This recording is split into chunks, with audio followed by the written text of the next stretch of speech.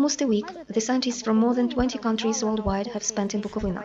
During this time, they were giving talks, participating in discussions, exchanging their research results. And all this happened within the conference on correlation optics. So, why have they been meeting together for decades in Chernivtsi? And is Bukovina able to be competitive with other countries? These are the questions we are going to talk about today. Good evening to everyone. It's Studio A3 on the air of TV channel Bukovina. Today we have rather an international discussion board. Among our guests are Oleg Angelsky, Doctor of Physics and Mathematics, Professor at the Yuri Fedkovich Chernivtsi National University, Fellow of SPIE, Fellow of OSA. Sergei Odulov, Doctor of Physics and Mathematics, Corresponding Member of the National Academy of Sciences of Ukraine. Steen Hansen, Professor at the Department of Photonics Engineering at the Technical University of Denmark. Tomasz Zoplik, Professor at the Faculty of Physics at the University of Warsaw, Poland. Miguel Alonso, Professor, Editor of the journal Optica, USA. Viktor Podolsky, Professor at the University of Massachusetts, USA. Vera Basaga, doctorate student at the Ruhr University, Bochum, Germany, who won the first SPIE grant for young scientists. So, dear guests, we are glad to see you in Bukovina. Maybe we will start with you, Mr. Angelsky. The decades made it really a tradition to meet together, to invite luminaries of science to the Chernivtsi National University. Where did this tradition appear?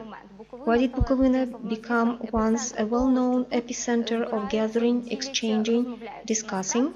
Do we really have such a powerful school, even with a perspective for the future? First of all, I would like to mention that conference on correlation optics is held in Chernivtsi National University, at that time still the state university, because here the first in the world Department of Correlation Optics was opened, and the head of this department was my scientific advisor, Vyacheslav Konstantinovich Polyansky. It was his idea. Here a new school arose, which he started to develop. As a result, the Department of Correlation Optics was created. The first conferences held here were all union, meaning the Soviet Union, and the idea to transform these conferences into the international ones belongs to such a well-known professor from Moscow, the late, unfortunately, Sergei Akhmanov. Nowadays, at which stage are we? This fact that representatives from more than 20 countries worldwide come here, is this an evidence of the prestige, the image, or the fact that we are still the center you want to be?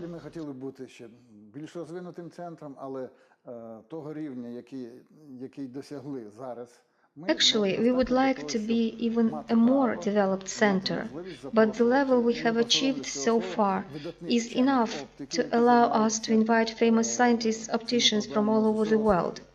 The conference this year is already the 13th. It lasts for 25 years. And here, next to me, is Professor Steen Hansen, who has been visiting our conferences starting from the very first day of the first conference until now. Recently, the Academic Council of Chernivtsi University has awarded Professor Hansen the degree of Honorary Doctor of our university. In addition, he is an honorary professor of the Technical University of Denmark.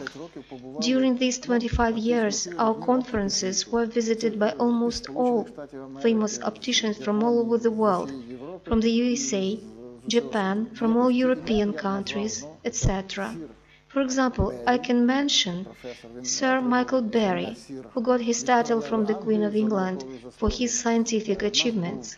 Professor Yuri Kivshar from Australia, who has one of the highest age indices in the world, and the whole range of scientists leading in this field.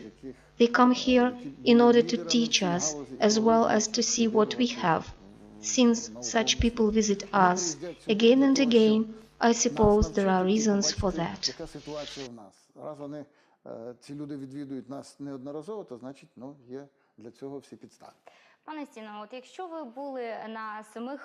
Mr. Hansen, since you were at the very beginning, when it was only the dawn of the tradition of visiting Bukovina every 2 years, participating in such conferences and exchanging experience with your colleagues, do you see any prospects for growth, development of those scientific works, skills, achievements in Bukovina?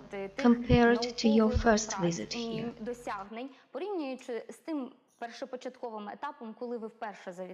So I came here for the first time in '94. I was impressed by the scientific level of the institute and the university, and especially for the institute headed by Oleg Angels. The second time I came here, it was not only for the scientific purpose, but just as well to enjoy the environment, to see the city and all the beautiful buildings. And when I look back and I see the conference now, I see an immense increase in the scientific level of the institute and the conference itself. And I'll not hesitate by saying that this is the main conference within correlation optics. Всі люди з різних науковці з різних країн. Рівень розвитку All the scientists are from different countries. The level of science development is perhaps also different depending on the financing. A general question to all the guests. How big is the difference between Ukraine and countries you represent concerning opportunities to carry out progressive scientific research? If you compare Ukraine and United States, I guess the possibilities in US are quite higher than in Ukraine. I think primarily because there is a need for people that graduate from colleges and they can go on and successfully enjoy a career in science and technology. And then, you know, if you graduate from college in United States, you can go on and you get a good salary, you can support your family, you can basically enjoy what you enjoy doing. As far as I can see it in Ukraine, you have to strive to actually do science, and you have to survive somehow doing it. Mr. Odulov, can you argue against what you have just heard? Is it so or no?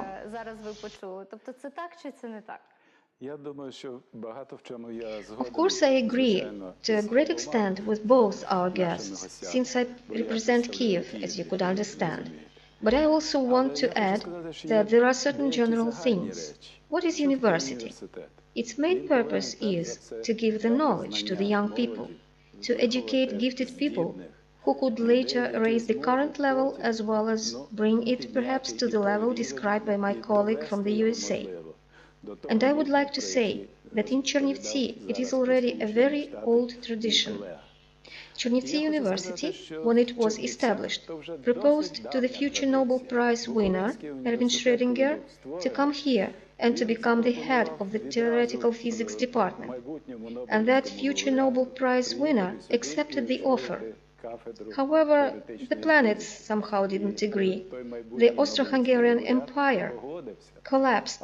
It became another country, and Chernivtsi National University lost the Nobel Prize. Instead, the University of Vienna got that Nobel Prize. I want to say that this wise politics is still being applied. What Professor Angelsky is doing. He tries to invite here those people who are at the edge of science, like our guests from the USA, guests from Poland, guests from Denmark, but also from many other countries. And all this is made, first of all, for the benefit of his students and his colleagues. In such a way, a new generation is educated. Here I mean a new generation of professors at the university, but also a new generation of students that spread later over all Ukrainian cities and worldwide. I would say rather worldwide. But what I want to say is that personally I can be proud that almost 10 alumni of the university were my doctorate students. So, nevertheless, a part of students stays in the university and in our country. One of the alumni of your Chernivtsi University has been the director of our institute, Institute of Physics in Kiev, for a pretty long time, Marat Terentievich Shpak. Nowadays, several of the heads of the divisions came also from this university, and I hope that it would not stop and will continue further. And one more thing I would like to say. First, the foreigners are invited, then the local level is advanced, and then the new generations of scientists start to grow up, who continue the common work and become our pride. And I want to address Professor Angelsky. He has now a great team in his institute: Professor Mohun, Professor Polyansky, Professor Ushenko, etc. So how it's just necessary to support that all with a powerful technical and material basis, for which there is often the lack in our country.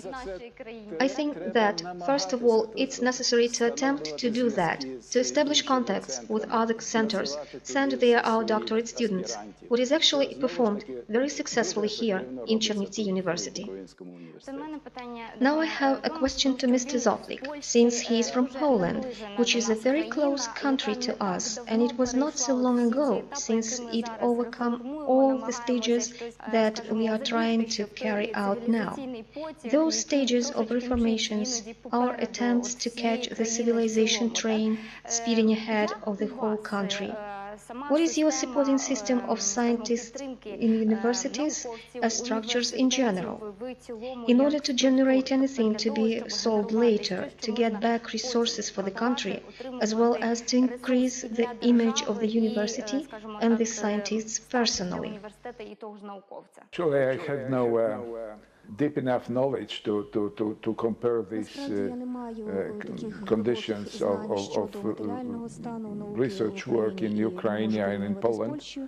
I would say that Poland is independent for 28 years, so probably we are a little bit better situated, but the structure of the universities, I believe, are very, very similar. The department where Professor Angelsky works is basically of a similar class than the Department of Optics in the University of Warsaw. The university is located in the capital of Poland. FOR is probably much bigger. In the Faculty of Physics of my university, we have 200 professors, 1,600 students, and but basically interest in optics is shown by probably similar amount of students. Our opticians are not this numerous. Do they have where to work? Is it sufficient to enable them to get into the international level? No, this is a difficult point, because industry in Poland is still very weak. Yeah, and there's no enough private companies working in optics or optoelectronics. So quite a big percentage of our students end up in secondary schools as teachers. But of course there is a scientific direction, and we have quite a lot of PhD students, and most of them go for postdoc stays to Western Europe. So, for example, my two recent PhD students, one of them went to London, to King's College, to the group of Professor Anatoly Zajac. The other one went to Prague, to Academy of Science of Czech Republic, a group of Professor Jiří Homola, to work on plasmonic sensors. But starting from October 1st, they will be back in Warsaw, and we will continue our collaboration. Miss Vera, who obtained the SPIE grant when she still was a student, is an example of smart women in an especially narrow field of science, correlation optics. Are you doing research in Germany further in the same field of research? Why exactly Germany? And was your choice motivated by the fact that here you couldn't realize everything you would like to? Or you plan rather to come back? I wouldn't say that it would be difficult to realize myself here. It is necessary to clarify that I went to Germany within a scholarship program by exchange. It was not my plan A, if I can say so. I have just tried my chance to obtain an experience of studying abroad, and I advise other students to try themselves, and first of all, not because it is somehow better there, but because it is different there. It is possible to gather experience in approaching certain questions, in solving the problems. People, when they are studying there or working in different, including cultural background, have a different approach to what and how one should solve. Therefore, When people from different countries collaborate with each other, problems are solved more efficiently. Yes, now I'm going my doctorate research in Germany, at the same university where I did my master's studies. It was also not foreseen to some extent. I planned to come back for my doctorate studies to the department of Professor Angelski, but at some moment I got an offer for doctorate place. There was an interview, there were several candidates, and I decided to stay there longer to improve my skills, to get even more experience, since I have changed my research field a little compared to what I did while studying within the master's program. Now I'm working on holography. It's a very powerful optical field. My topic is more or less related to singularities. It's a part of correlation optics. Primarily, it's reconstruction of the phase maps, while investigation semiconductor lasers and amplifiers.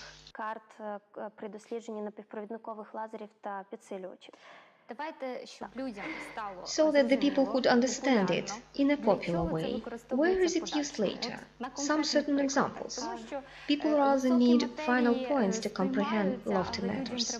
So, is it used in a microscope, a cell phone, in some medical equipment? Where could it be seen? What are you working on? Де це можна побачити наявно, над чим ви трудитеся не один десяток років?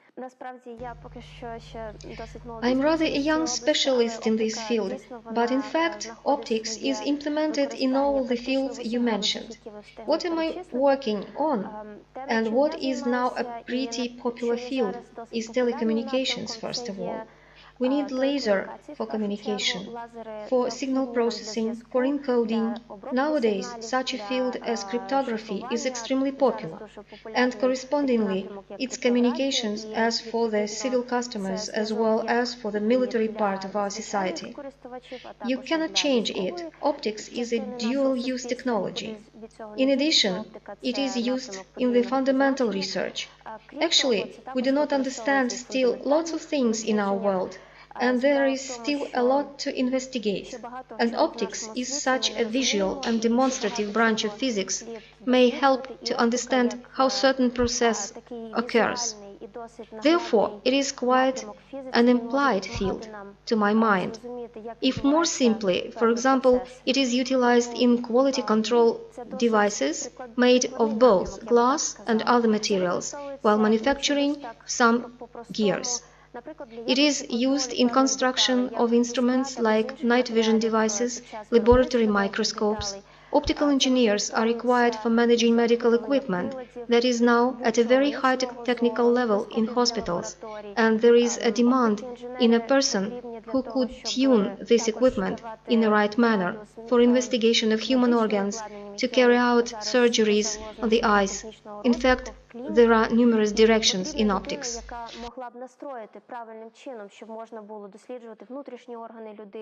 Проводити операції на очах. Насправді напрямків в оптиці дуже багато і There is a wide range of practical applications. We cannot even imagine how many people were working on different technologies so that we could use those devices in everyday life. People do not know about your work, like about tiny moving particles that have been investigated for years by a big group of people that becomes later a piece of puzzle when entering the world, microscopes, etc.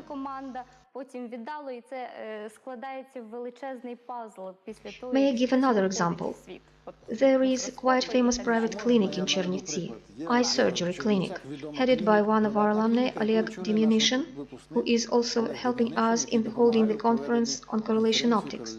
And there most of the Bukovinians are being cured, successfully cured. And this clinic has a rather high rating, both in Bukovina and whole Ukraine. На Буковині, так і в Україні. Тобто ось такий живий приклад того, де можна застосувати A live example of where to apply all the knowledge obtained at the university. Such a question, which is now quite actively discussed, particularly in Ukraine. Is it necessary to finance universities, institutes, Academy of Science? Or is it better to support a team of creators, some intellectual projects to compete internationally? Команду творців. тих інтелектуальних проєктів, які би могли змагатися на міжнародній арені. The output of the scientific investigations as applications is extremely small in all countries. It is in the order of several percent in best case. But if there is no other 97%, there would be no applications at all. There would be just a desert. There would be no scientific environment, fruitful ground to produce a nice application. But coming back to what Ms. Vera talked about, there is one more aspect. She mentioned it. When a person gets a traineeship abroad, he or she sees completely different relationships in the institute there, different organization, often more efficient than ours, but at least different. There are changes occurring in the world perception, but also learning the languages. Today, she gave a talk in the perfect English language, despite studying now in the German university, so she speaks German as well. This is just a little example. Changes in the conscience are very, very important. And when such people come back to Ukraine, they try to change something here as well, since it's not a secret that we still have a lot of rudiments on the former system. Бо ще то не є таємницею, що в нас ще дуже багато рудиментів від which the current reform of the higher education attempts to deal with within a decade. Mr. Angelsky, what about the struggle between the institutes for financing the buildings and non-financing the labs, maybe financing from budget resources or some grant projects? Is there something for such young and prospective people as Ms. Vera to encourage them to come back to Ukraine and to do something here? Well, nowadays, there are experiments carried out on the level of the Ministry of Science, to my mind, successful experiments that were adopted from the West. They are related to the way of the financing distribution. Now it is assigned not accordingly to the location principle as before. For example, when Kyiv University, and Kyiv is a capital city, gets more and Chernivtsi less. Now there are competitions of the projects held, open competitions. It's worth mentioning that young scientists from many universities who were sent here by their SPIE students' chapters participated at the SPIE contest of research works within the program of our conference. Projects are reviewed, I think, at an appropriate quality. A suggested project gets, it obtains the corresponding financial support. Of course, the financing support is a little bit higher in Kyiv. However, concerning Chernivtsi University, and particularly the field of physics, the financing is growing up every year. Earlier, our institute was financed within these grant programs by approximately 3 million hryvnias. In 4 years, its level has grown up to 10 million. And this is actually enough for purchasing some equipment and creating new teams and supporting the youth. So if this continues like that, they all won't leave our country in order to work somewhere abroad and develop there. I would like to give an example of Sergei Georgievich, present here today.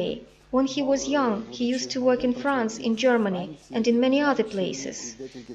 But came back to Ukraine, works now in the Institute of Physics, and is the head of really working group, and gives out a scientific product in the Institute of Physics in the National Academy of Science. To my mind, not because he is present here today, this is a group who really work nowadays. They utilize opportunities to go abroad. When it's not possible to carry out some measurements or solve problems in Ukraine, they go abroad for a month or two in Germany, USA, perform the measurements there, gather later on and write a common article here and submit it on behalf of the Institute of Physics and those colleagues with whom they cooperate. Such an option of cooperation and science development exists in our institute as well. Mr. Hansen, well, Denmark has a better social and economic situation than Ukraine, much better. How are the educational institutions and young scientists supported there? By the government or by some interested individuals? Perhaps business or grants or certain institutions? How How are you cooperating with these institutions so that you could create or develop anything for them? I would say it is probably quite different in Denmark, and especially different from the place where I come from. Although I'm part of the Danish Technical University, I'm in a part where we work primarily with industry and half-time industry, half-time science. So we have very few students, and the students we have, 80% comes from abroad. They are not Danish. Only 20% are Danish at our institute. But I would say the mission that we have in our part of the Danish Technical Institute is just as important, because we are very active in starting new companies, especially within optics. So it's usually not a problem for us to get students into industry afterwards.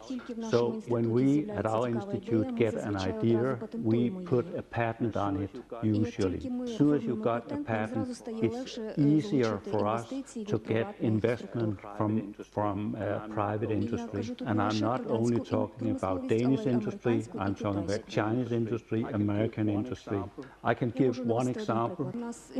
As you might know, wind power station is a big field in Denmark. I would say that almost 30% of our energy comes from wind power stations. And we, in our place, have established a company that can measure the wind in front of the wind power station. So that means we can adjust the blades from the wind power station in order to get the most power out of it. So we think this is a good combination of green energy and optics.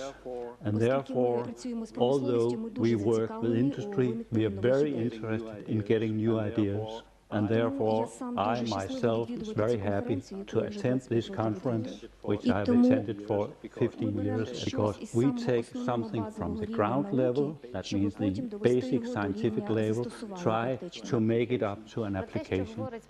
Everything Mr. Hansen is talking about now is discussed nicely at the mass media, but only if they know about that, first of all. It is necessary to inform the mass media about such interesting projects, and then everyone could understand where the correlation optics is used, how important it is, and how much it still requires for further development. As I understand, Mr. Alonso is one of those who helps the scientific community to inform people about what they are working on, about all those investigations. So, Mr. Alonso, tell us, please, how often do you get research works from Ukrainians? I am involved with the publications in the Optical Society of America, the OSA, which, by the way, has recently changed its name to just OSA because it's an international organization. I've been involved in the editorial roles in several of the journals of that society. We have some very high-level journals, I believe, and just today I was checking, and just last year there were about 15 articles published from researchers from your university, which I think is very impressive. I want to address a bit this difference between doing science in a place like Ukraine and the United States, where I live. I've been working in the US for 14 years now, but I'm actually originally Mexican, and I studied in Mexico and worked in Mexico for some time. So I had an opportunity to see these different realities, and also as part of my job I travel a lot. I'm what is called a traveling lecturer in the OSA.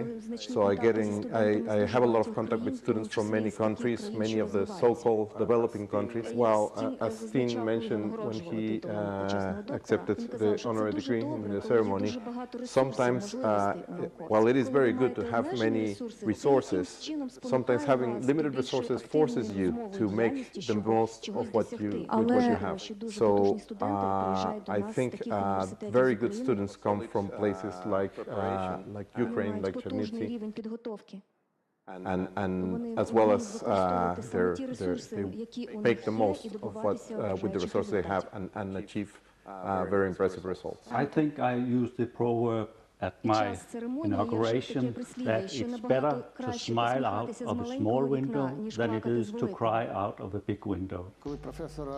If I may, I would like to add that when Professor Alonso was introduced, it was not mentioned that Professor Alonso represents here the University of Rochester, which is the main optical center in the USA. Professor Alonso is a shy person. He didn't mention that he is working in the editorial board of the most significant journal of recently created Optical Society. Secondly, the Optical Society of America will celebrate the centenary next year. For these 100 years, there are 37 Nobel Prize winners among the members of this society. It is just a remark for you to understand the impact of this society. And finally, I would like to say that Professor Angielski is the fellow of SPIE and the fellow of OSA. And that's not so typical for Ukraine. Then we are looking forward to a Nobel Prize, Mr. Angielski. I am now looking through the topics of your talks, subjects of your discussions during the conference, and everywhere I notice the word cooperation. Cooperation between Poland and Ukraine, exchange with students, thoughts, talks. How efficient is this cooperation? Since we know that in scientific community it is common to hold the current research in secret to some extent, meaning waiting until the idea is patented, or it would work practically, or all the experiments are completed. How does this cooperation occur? As, for example, experience exchange, lab visiting, what type of cooperation should be chosen so that both Ukrainians and other partner countries were satisfied? How is this all realized in practice?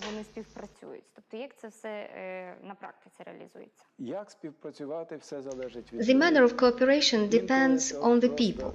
Sometimes everything starts with emerging of an idea or some suggestions about the experiment that we cannot perform ourselves due to the lack of sufficient conditions, equipment, or opportunities. Then we look for a laboratory where such an experiment could be carried out and make an offer. If the people there are interested in, and that's mostly the case, a common work is being done. One of our colleagues goes there, works there, then a common article is written, and this becomes the origin of the long-term or short-term cooperation. Довготривале чи короткотривале.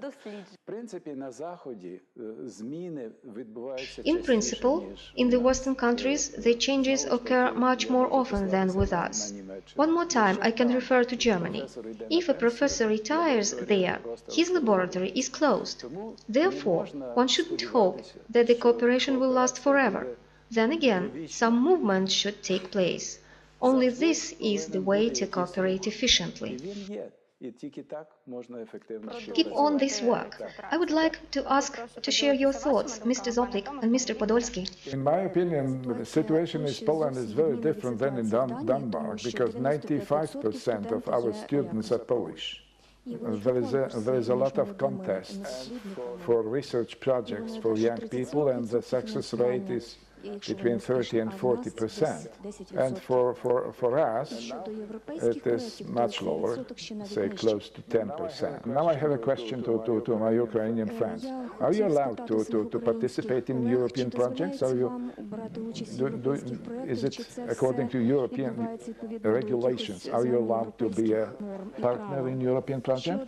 The other possibility for collaboration between Ukrainian and Polish opticians is just to sign an agreement, and then at least Polish government is able to support such projects. We try to use all the opportunities for cooperation we have also with Polish higher schools. Long since we have been cooperating with Warsaw University of Technology, Classical University of Warsaw, University of Wrocław, so we had such short-term agreements that were financed mostly only by the Polish partners, and we were carrying out the research. There are such examples. It is really an interesting story. The most important Polish optician, whose name was Wojciech Rubinowicz, was born here in Sadogóra, which is nowadays part of Chernivtsi, and he made his PhD in the University of Chernivtsi just before the First World War. And during the Correlation Optics Conference in 2013, Professor Angielski and myself, we decided to prepare a commemorative plaque, and a year after it was hanged on the building of the Faculty of Science in the University Street. We also have a long-standing cooperation with Technical University of Denmark.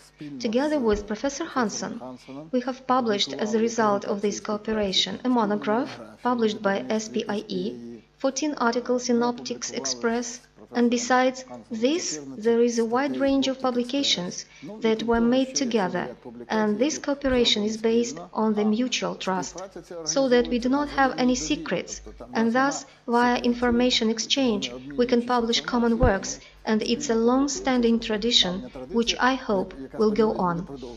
I should say that, modern science is impossible without cooperation.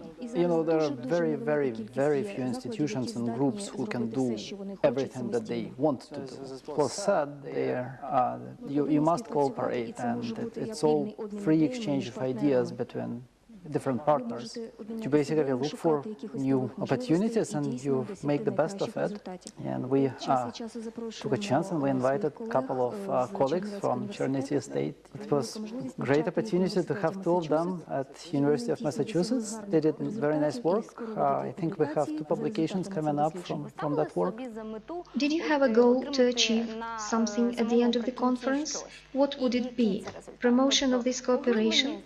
Common participation in any grant programs, particularly in programs where European Union countries are involved, where we could contribute a little with some bigger projects later?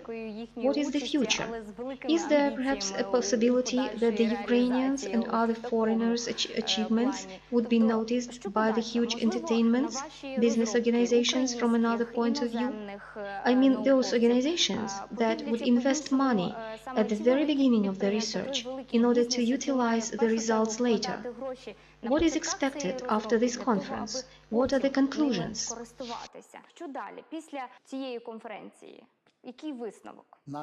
The consequence of this conference will be the promotion of the cooperation. What I mean is the opportunity for more active exchange with lecturers, scientists, students. We have such examples within such an international organization like SPIE.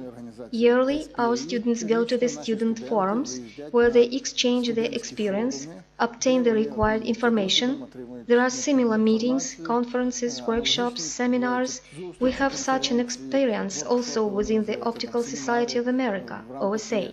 I think we will try to expand all this, so that the youth could have more opportunities for visiting universities in the USA, Canada, Europe, etc. Now, concerning the participation in the common projects, the procedure there is rather complicated. The procedure for Ukrainian scientists to take part in European projects requires the financial investments not only by the European side, but also the proportional investments from Ukraine.